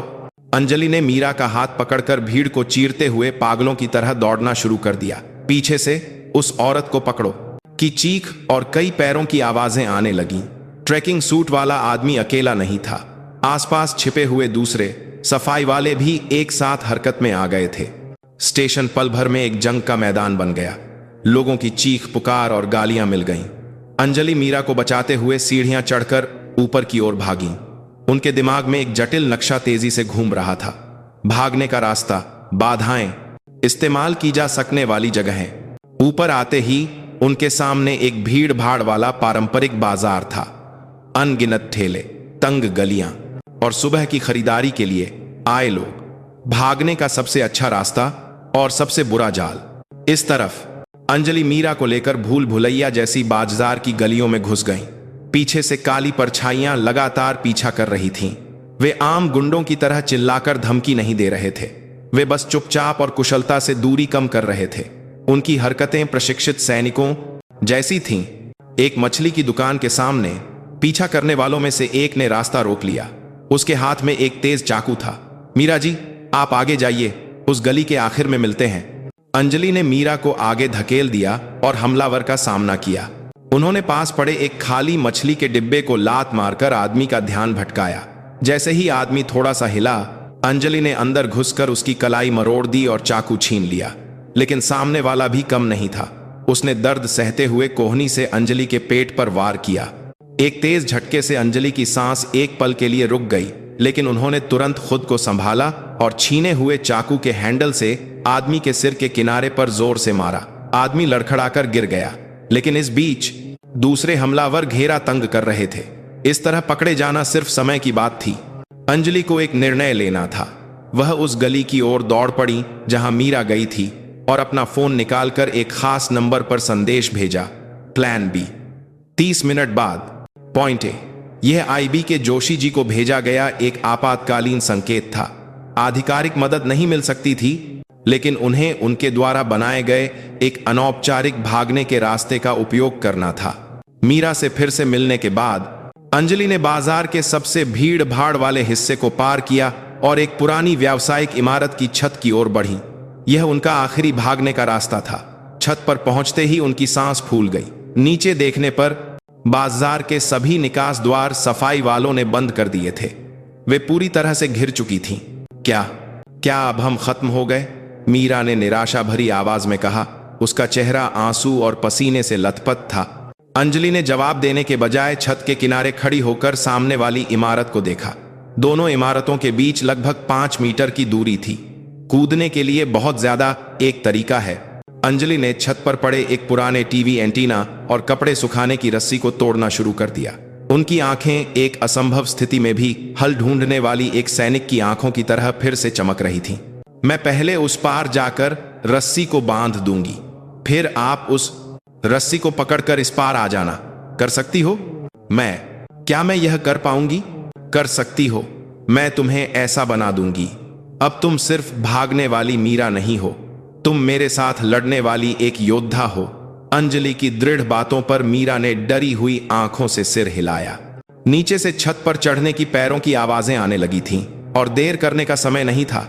हमलावरों की परछाइयां उनका दम घोंटने के लिए बिल्कुल करीब आ चुकी थीं। छत का दरवाजा जोर से खुलने की आवाज आई। अंजलि ने और झिझक नहीं की। उन्होंने एंटीना के सिरे पर बंधी रस्सी को पकड़ा, एक गहरी सांस ली और दौड़ लगाई। पूरी ताकत से उन्होंने हवा में छलांग लगा दी। एक छोटी सी चीख के साथ उनका शरीर हवा को चीर गया। वह मुश्किल से सामने वाली इमारत की छत के किनारे तक पहुंची, लेकिन लैंडिंग ठीक न होने के कारण वह फिसल गईं और उनका आधा शरीर छत से बाहर लटक गया। नीचे देखने पर कई मीटर नीचे डामर की सड़क दिख रही थी जो चक्कर ला देने वाली थी। दीदी! मीरा की चीख निकल गई। अंजलि ने जान लगाकर अपनी बाहों में ताकत भरी और शरीर को ऊपर खींचा। उनके जूतों के किनारे कंक्रीट की दीवार से रगड़ खा रहे थे। कुछ संघर्ष के बाद वह आखिरकार पूरी तरह से छत पर चढ़ने में सफल रहीं। हांफते हुए उन्होंने जल्दी से रस्सी को छत के एक वेंटिलेशन पाइप से मजबूती से बांध दिया। मीरा जी, अब आ जाओ। दूसरी तरफ सफाई वाले छत पर आ चुके थे। उनके लीडर जैसे दिखने वाले आदमी ने मीरा का गला पकड़ने की कोशिश की। पकड़ो इस लड़की को। उसी पल मीरा ने आंखें भींच लीं और अंजलि द्वारा लगाई गई रस्सी को पकड़ लिया। फिर उसने किनारे से छलांग लगाकर हवा में खुद को झोंक दिया। उसका शरीर एक केबल कार की तरह दोनों इमारतों के बीच खतरनाक रूप से पार हो गया। सफाई वाले हैरानी से यह चलागता, एक तरह से दोनों कारी पात के लिए पा चलागता। दृश्य देखते रह गए। अगर उनके पास बंदूक होती तो वे गोली चला देते, लेकिन दिन दहाड़े बाजार के बीच में वे ऐसा नहीं कर सकते थे। जब मीरा लगभग पार पहुंच चुकी थी, तब लीडर होश में आया और हाथ में पकड़ा चाकू फेंक दिया। चाकू मीरा की बाह को छूता हुआ रस्सी को काट गया। आह! मीरा का शरीर नीचे गिरने लगा, लेकिन अंजलि पहले से ही उसके ठीक नीचे इंतजार कर रही थी। अंजलि ने गिरती हुई मीरा को अपने पूरे शरीर से संभाला और दोनों साथ में जमीन पर लुढ़क गईं। जबरदस्त झटके से लगा जैसे शरीर टूट जाएगा, लेकिन एक दूसरे को कसकर पकड़ने के कारण वे गंभीर चोट से बच गईं। तुम ठीक हो? हाँ, मैं ठीक हूं। दोनों एक दूसरे को सहारा देते हुए उठीं और फिर से दौड़ने लगीं। प्लान बी का पॉइंट ए, जोशी जी द्वारा आपातकाल के लिए तैयार किया गया एक सुरक्षित घर। अगर वे वहां पहुंच जाते तो उन्हें कुछ समय मिल जाता। उधर मिशन में असफल हुए। सफाई वालों के लीडर ने गजराज को फोन करके स्थिति की जानकारी दी। उन्हें खो दिया। सिर्फ 2 लड़कियों को। माफ कर दीजिए भाई, सामने वाली मामूली नहीं है। लगता है उसे सेना के विशेष बलों जैसी ट्रेनिंग मिली है। बहाने मत बनाओ, किसी भी तरह उन्हें ढूंढो, चाहे पूरी दिल्ली क्यों न छान मारनी पड़े, उन्हें मेरे सामने लाओ। गजराज ने फोन काट दिया और वाइन का गिलास दीवार पर दे मारा। सेना के विशेष बल। विक्रम की बात मजाक नहीं थी। आखिर कौन पागल औरत थी जिसने उसके साम्राज्य को चुनौती देने की हिम्मत की? उसका गुस्सा चरम पर था, लेकिन साथ ही उसने जीवन में पहली बार डर नामक भावना को महसूस किया था। सामने वाला एक ऐसे अलग दुनिया का प्राणी था जिस पर उसके पैसे और ताकत का कोई असर नहीं होता था। कुछ घंटों बाद अंजलि और मीरा दिल्ली के एक पुराने बहुमंजिला मकान के बेसमेंट में स्थित सुरक्षित घर में पहुंच गईं। दरवाजा खोलते ही सीलन की गंध नाक में आई, लेकिन इस समय उनके लिए यह दुनिया का सबसे सुरक्षित किला था। यहां हम कुछ समय के लिए सुरक्षित रहेंगे। अंजलि ने अपना जैकेट उतारा। उनकी कमर के किनारे पर पीछा करने के दौरान लगी एक गहरी खरोंच थी। मीरा चीख पड़ी। और कमरे में रखे पुराने फर्स्ट एड बॉक्स को लाकर अनाड़ीपन से घाव का इलाज करने लगी। माफ कर दीजिए, मेरी वजह से। मीरा की आंखों से आंसू टपकने लगे। अंजलि ने मीरा के सिर पर हाथ फेरते हुए हल्की सी मुस्कान दी। नहीं, अब यह सिर्फ आपकी वजह से नहीं है, यह अब मेरी भी जंग है। उन्होंने दर्द सहते हुए लैपटॉप खोला। गुप्ता जी के स्मार्टफोन से निकाला गया डेटा सुरक्षित रूप से बैकअप किया गया था। स्क्रीन पर बुधवार की रात गजराज के गुप्त अड्डे पर होने वाली दावत की जानकारी थी। जब तूफान आता है तो तूफान का केंद्र अक्सर शांत होता है। जब वे हमें ढूंढने के लिए पूरी दिल्ली छान रहे होंगे, तब हम सीधे तूफान की आंख में घुसेंगे। आप उस अड्डे पर हमला करेंगी? क्या आप होश में हैं? हमारी हालत देखिए। इसीलिए यह एक बेहतरीन मौका है। यह वैसा ही है जैसे सारी सेना बाहर गई हो और खाली घर पर धावा बोलना। इसके अलावा उस जगह पर सिर्फ गजराज ही नहीं, बल्कि उसके सभी संरक्षक भी जमा होंगे। उन्हें एक साथ खत्म करने का यह एक सुनहरा मौका है। अंजलि की आंखें जुनून की आग में जल रही थीं। वह सिर्फ गजराज को गिराना नहीं चाहती थीं, बल्कि उसकी जड़ों को भी उखाड़ फेंकना चाहती थीं। इस समाज को दीमक की तरह खा रहे इस विशाल शैतानी गिरोह को वह अपने हाथों से खत्म करना चाहती थीं। मीरा जी, इस बार भी मुझे आपकी मदद चाहिए। मुझे क्या करना होगा? जब मैं अंदर रहूंगी तो आपको यहां मेरी आंख और कान बनना होगा, और अगर मैं तय समय तक वापस नहीं आती तो इस लैपटॉप की सारी फाइलें दुनिया के सामने उजागर कर देना। मीडिया, सीबीआई, प्रधानमंत्री कार्यालय, मैंने जो सूची बनाई है उन सभी को भेज देना। यह एक डेड मैन स्विच था, अपनी जान को दांव पर लगाकर खेला गया आखिरी पत्ता। मीरा डर गई, लेकिन फिर उसने होंठ भींचकर सिर हिला दिया। अब वह रो नहीं रही थी, उसकी आंखों में भी अंजलि जैसी ही आग जल रही थी। बुधवार की रात, मिशन शुरू होने का समय। अंजलि ने अपने बाल छोटे काट लिए और गहरा मेकअप करके खुद को पूरी तरह बदल लिया। उन्होंने काले रंग के वर्क सूट पहने और दीवार पर चढ़ने के लिए जरूरी उपकरण और गैर घातक हथियार साथ लिए। तैयार हो? ईयरफोन के जरिए मीरा की आवाज आई। हाँ, तैयार हूं। अपना ध्यान रखना। जरूर वापस आना। जरूर आऊंगी, अंजलि ने संक्षिप्त जवाब दिया और अंधेरे में कूद गईं। गजराज का अड्डा दिल्ली के एक शांत और पॉश इलाके में स्थित एक शानदार विला का पेंट हाउस था। कड़ी सुरक्षा वाला एक किला। वहां इस समय शैतानों की दावत शुरू हो रही होगी। अंजलि एक काले तेंदुए की तरह चुपचाप विला की बाहरी दीवार पर चढ़ने लगी।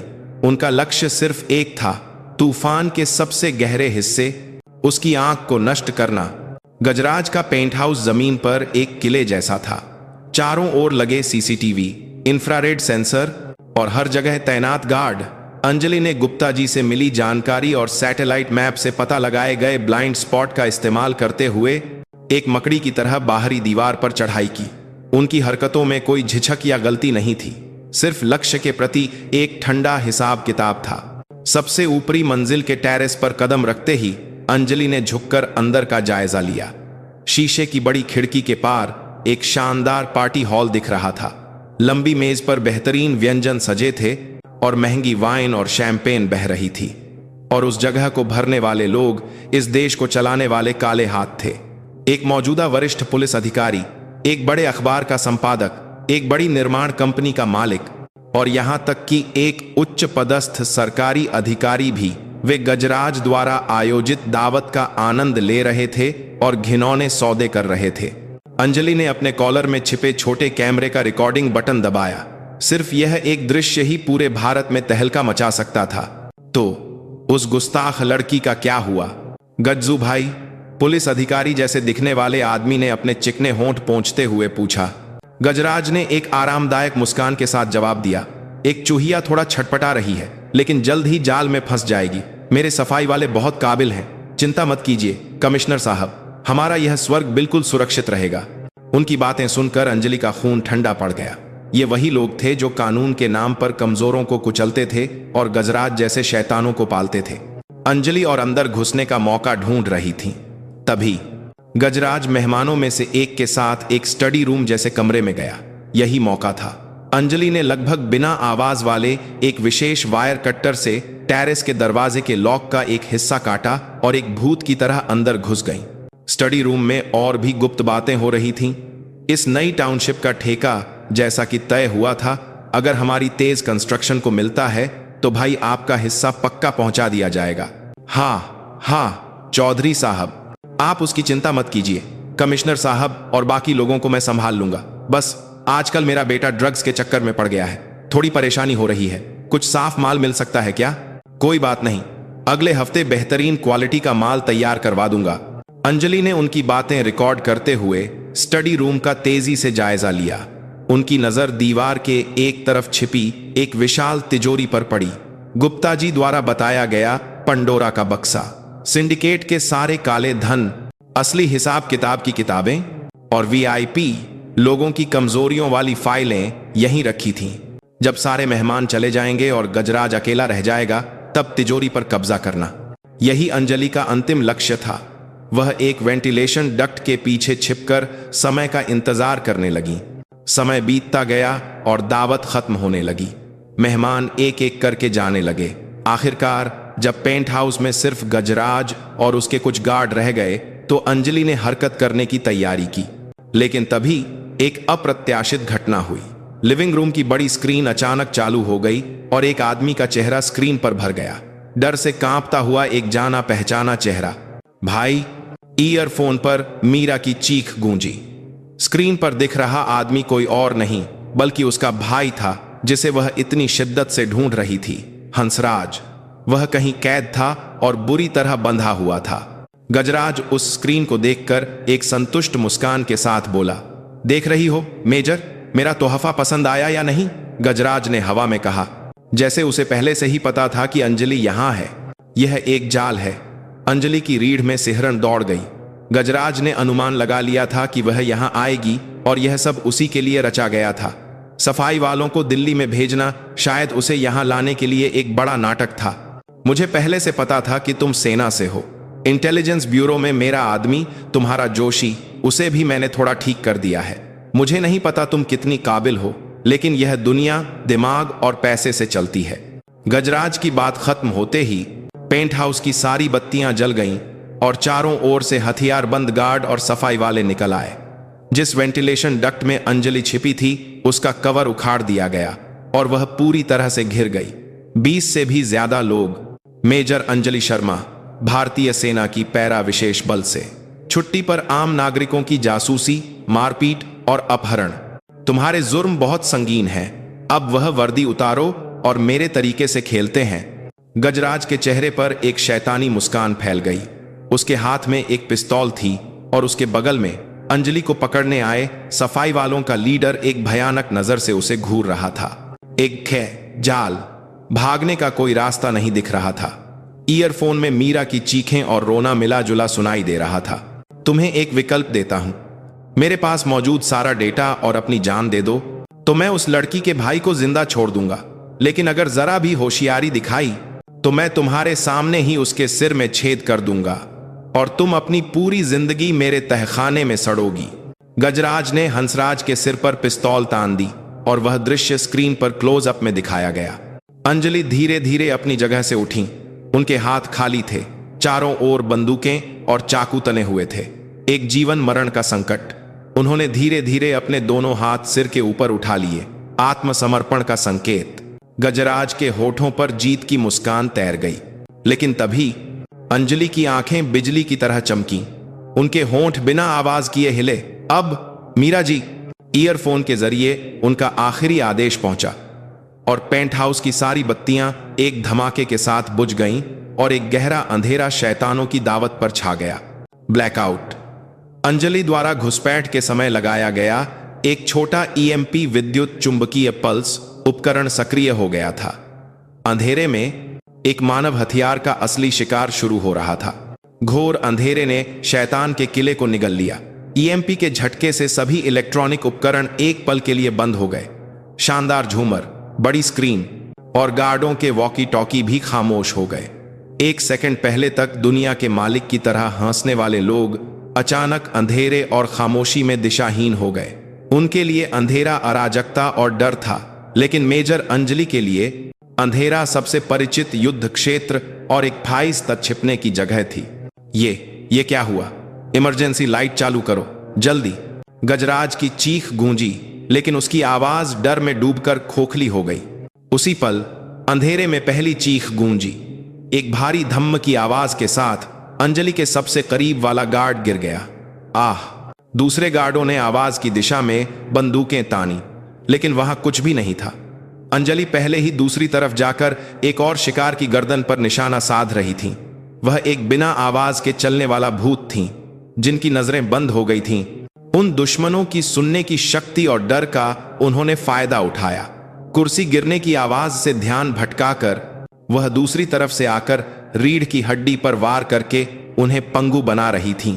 सफाई वाले अलग थे। वे अंधेरे में भी शांत रहे और एक दूसरे से पीठ सटाकर एक रक्षात्मक घेरा बना लिया।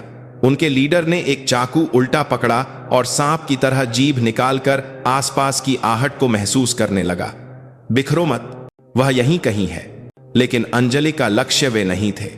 वह अंधेरे का फायदा उठाकर पार्टी हॉल को पार करते हुए गजराज के स्टडी रूम की ओर चुपचाप बढ़ रही थीं। मुख्य बल को पार्टी हॉल में उलझाकर कमांड सेंटर पर पहले हमला करना, यह युद्ध का मूल सिद्धांत था। स्टडी रूम में गजराज कांपते हाथों से पिस्तौल लिए दीवार के सहारे खड़ा था। उसके बगल में विक्रम राणा और सफाई वालों का लीडर उसकी रक्षा कर रहे थे। तभी स्टडी रूम की छत का वेंटिलेशन कवर चुपचाप खुला और एक काली परछाई उनके सिर पर गिरी। वह अंजलि थीं। उन्होंने सफाई वालों के लीडर के कंधे पर पैर रखकर छलांग लगाई, जिससे उसका संतुलन बिगड़ गया और साथ ही जमीन पर उतरते हुए घूमकर विक्रम राणा के पेट पर कोहनी से वार किया। 2 शीर्ष गार्ड पलक झपकते ही बेबस हो गए। गजराज डर के मारे अंजलि पर पागलों की तरह गोलियां चलाने लगा। Bang bang bang! गोलियों की आवाज ने अंधेरे को चीर दिया, लेकिन अंजलि पहले ही जमीन पर लेटकर मेज के नीचे छिप चुकी थीं। गोलियां सिर्फ महंगी किताबों और सजावटी सामानों को बर्बाद कर रही थीं। राक्षसी औरत! गजराज चिल्लाया और मैगजीन बदलने लगा। तभी इमरजेंसी पावर बहाल होने लगी। पेंट हाउस की बत्तियां एक एक करके झपकाते हुए जलने लगीं और जल्द ही कमरा हल्की नारंगी इमरजेंसी लाइट से भर गया। आखिरकार जो दृश्य सामने आया वह भयावह था। पार्टी हॉल में दर्जनों हट्टे कट्टे आदमी कराहते हुए पड़े थे और स्टडी रूम में सिर्फ अंजलि और गजराज आमने सामने थे। अंजलि के चेहरे और बाहों पर छोटी मोटी खरोंचें थीं, लेकिन उनकी आंखें बिना हिले गजराज के आर पार देख रही थीं। सब खत्म हो गया गजराज, बकवास मत कर। गजराज लड़खड़ाते हुए उठा और दीवार पर लगी स्क्रीन की ओर इशारा किया। इमरजेंसी पावर से फिर से चालू हुई स्क्रीन पर अभी भी हंसराज बंधा हुआ था। तुझे क्या लगता है मैं हार गया? मेरी एक उंगली के इशारे पर इसकी जान चली जाएगी। और तेरी उस साथी ने जो डेटा फैलाया है, हाँ, तुझे नहीं पता यह देश कैसा है? ऊपर बैठे लोग चुप रहेंगे क्या? एक दिन नहीं, आधे दिन में सब कुछ दबा दिया जाएगा और ऐसा दिखाया जाएगा जैसे कुछ हुआ ही नहीं। उसकी बातें सिर्फ घमंड नहीं थीं, यही इस समाज का वह नियम था जिस पर वह विश्वास करता था। लेकिन अंजलि ने उसे देखकर एक हल्की सी मुस्कान दी। क्या तुम सच में ऐसा सोचते हो? तभी गजराज का निजी स्मार्टफोन पागलों की तरह बजने लगा। सिर्फ वही नहीं, स्टडी रूम के सभी इलेक्ट्रॉनिक उपकरणों से एक साथ अलार्म बजने लगे। प्रमुख समाचार वेबसाइटों के breaking news alert, social media के ट्रेंडिंग टॉपिक, शेयर बाजार के गिरने की चेतावनी। स्क्रीन पर सिर्फ सिंडिकेट गेट शीर्षक वाली खबरें छाई हुई थीं। एक्सक्लूसिव, गजराज सिंह की गुप्त दावत का वीडियो मिला। राजनीतिक आपराधिक सांठगांठ का पर्दाफाश। ब्रेकिंग न्यूज, तेज कंस्ट्रक्शन के मालिक चौधरी गिरफ्तार। ड्रग्स तस्करी का आरोप। अब मीरा जी। अंजलि का आखिरी आदेश सिर्फ ईएमपी चालू करने का संकेत नहीं था, यह डेड मैन्स स्विच को अंतिम रूप से सक्रिय करने का आदेश था। मीरा ने सुरक्षित घर से कांपते हाथों से, लेकिन बिना किसी झिझक के, पंडोरा का बक्सा दुनिया के सामने खोल दिया था। वह अब एक कमजोर पीड़िता नहीं थी, वह शैतान को सजा देने वाली बदले की देवी बनकर इस विशाल युद्ध का अंत कर रही थी। यह नहीं हो सकता, यह झूठ है। गजराज के चेहरे से रंग उड़ गया। उसका साम्राज्य उसकी आंखों के सामने पल भर में राख हो रहा था। जिस पैसे, ताकत और वीआईपी लोगों पर वह विश्वास करता था, वे अब उसकी ढाल नहीं बल्कि उसके गले का फंदा बन गए थे। हर तरफ से फोन आने लगे, जान बचाने की गुहार, सब कुछ उस पर डालने की धमकियां और संबंध तोड़ने के कठोर संदेश। उसे एहसास हो गया कि वह खत्म हो चुका है। तेरी वजह से, तेरी वजह से। आपा खोकर गजराज आखिरी बार अंजलि पर झपट्टा, लेकिन लड़ने का हौसला खो चुके उसकी हरकतें एक बच्चे जैसी थीं। अंजलि ने आसानी से उसकी बाह मरोड़कर उसे काबू किया और उसकी ठुड्डी पर एक सटीक वार करके उसे बेहोश कर दिया। एक विशाल शैतान का अवतार इस तरह इतनी आसानी से ढह गया। कुछ ही देर में पेंट हाउस का दरवाजा खुला और भारी हथियारों से लैस पुलिस की स्पेशल टीम और सीबीआई के जांच अधिकारी अंदर घुसे। यह जोशी जी द्वारा अपनी आखिरी ताकत लगाकर बुलाई गई एक विशेष जांच टीम थी, जिस पर गजराज के संपर्कों का कोई असर नहीं था। वे युद्ध के मैदान जैसे दृश्य और उसके बीच में खड़ी एक अकेली औरत और बेहोश पड़े बड़े बड़े लोगों को देखकर हैरान रह गए। अंजलि चुपचाप उनके पास गईं और अपना आर्मी नंबर और नाम बताया। मेजर अंजलि शर्मा, भारतीय सेना। इस समय से यहां की पूरी स्थिति आपके हवाले है। 1 महीने बाद सिंडिकेट गेट भारत को हिला देने वाली एक ऐतिहासिक घटना बन गया। गजराज सहित उससे जुड़े कई राजनेता, अधिकारी और व्यापारी गिरफ्तार हो गए। उनकी बनाई हुई दौलत और इज्जत एक भ्रम की तरह गायब हो गई और कानून के कटघरे में उनका घिनौना चेहरा सामने आया। अंजलि को सैन्य अदालत का सामना करना पड़ा। छुट्टी के दौरान आम नागरिकों पर हमला, अपहरण, अवैध जानकारी इकट्ठा करना, उनके सभी कार्य सैन्य कानून के तहत गंभीर अपराध थे। लेकिन जोशी जी और आईबी की पर्दे के पीछे की मदद और एक राष्ट्रीय नायिका बन चुकी अंजलि को सजा देने के राजनीतिक दबाव के कारण उन्हें सिर्फ 3 महीने के वेतन कटौती की एक हल्की सजा देकर मामला समाप्त कर दिया गया। उनकी पहचान पूरी तरह से गुप्त रखी गई। एक सुनहरी धूप वाली दोपहर को अंजलि अपनी यूनिट के पास एक छोटे से कैफे में बैठी थी। उनकी लंबी छुट्टी इस तरह खत्म हुई थी और वह फिर से एक सैनिक की दिनचर्या में लौट आई थी। तभी उनके फोन पर एक संदेश आया, एक अनजान नंबर से। संदेश के साथ एक तस्वीर थी, एक साधा लेकिन साफ सुथरा सजा हुआ खाने का टेबल। उस पर 2 लोगों की परछाई दिख रही थी। तस्वीर के साथ एक छोटा सा संदेश लिखा था, आपकी वजह से हम फिर से शुरुआत कर रहे हैं। हम यह एहसान जिंदगी भर नहीं भूलेंगे। धन्यवाद। भेजने वाली मीरा थी। उसने बताया कि वह और उसका भाई, जो अब छूट चुका था, ने एक छोटा सा रेस्टोरेंट खोला है। तस्वीर में वह अब अंधेरे में कांप नहीं रही थी। वह अपनी मेहनत से गर्म खाना बना रही थी और एक नई उम्मीद गढ़ रही थी। अंजलि ने तस्वीर को देखकर बहुत दिनों बाद होठों पर एक हल्की सी मुस्कान दी। उनकी छुट्टी एक धमाके से शुरू हुई थी और एक युद्ध पर खत्म हुई। उन्हें वह शांतिपूर्ण आराम नहीं मिला जो वह चाहती थीं, लेकिन इसके बदले उन्होंने यह फिर से महसूस किया कि वह वर्दी पहनकर किसकी रक्षा करती हैं, उसका असली मतलब क्या है। यह कोई अमूर्त देश या सम्मान नहीं था। यह अन्याय से पीड़ित एक इंसान के आंसू थे, निराशा में भी उम्मीद न खोने की एक छोटी सी हिम्मत थी। इन्हीं चीजों की रक्षा करना था। कैफे की खिड़की के बाहर ट्रेनिंग खत्म करके युवा सैनिक जोश से चल रहे थे। अंजलि ने उन्हें देखते हुए चुपचाप कॉफी का एक घूंट पिया। तूफान गुजर चुका था और उनकी जगह पर फिर से एक शांत शांति छा गई थी, एक सच्चे सैनिक को मिलने वाली सबसे कीमती और भारी शांति।